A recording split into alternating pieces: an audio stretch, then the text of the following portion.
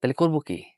আমি এই গাছের ডালগুলা পরিষ্কার করব। এই গাছের ডালগুলার জন্য আমার এই যে নিচে এই চারাগুলাতে রোদ পড়ে না।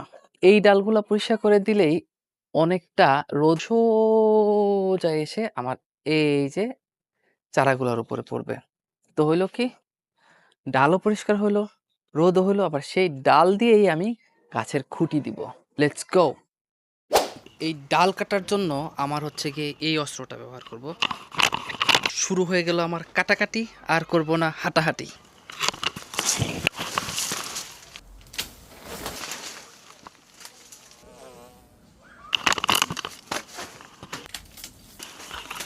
এই হইল গিয়া আজকের ফসল।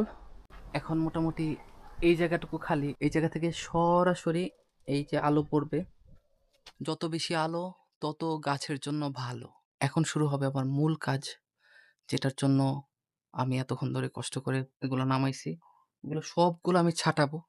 ছাটায় ছাটায় পাতাগুলো আলাদা করে এক একটা করে গাছের খুঁটি বানাবো। Let's go!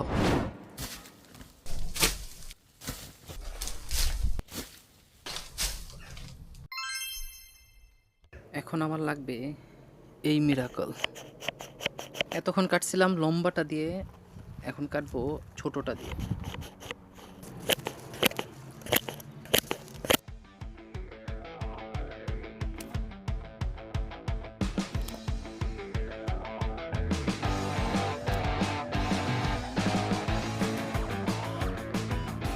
এখন এই গুণা দিয়ে বাঁধবো গাছগুলারে। মারাত্মক ম্যাজিক্যাল জিনিস এটা।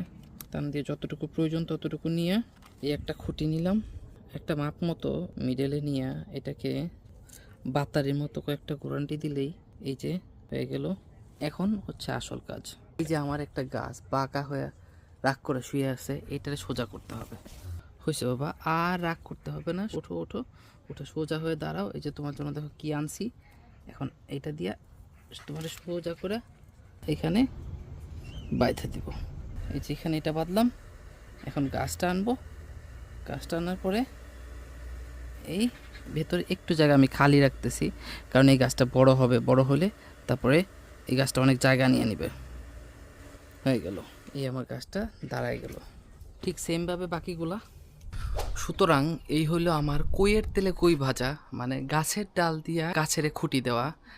এরকম অভিনব জিনিস দেখতে সাথেই থাকুন, বাগানেই থাকুন, সবুজে থাকুন।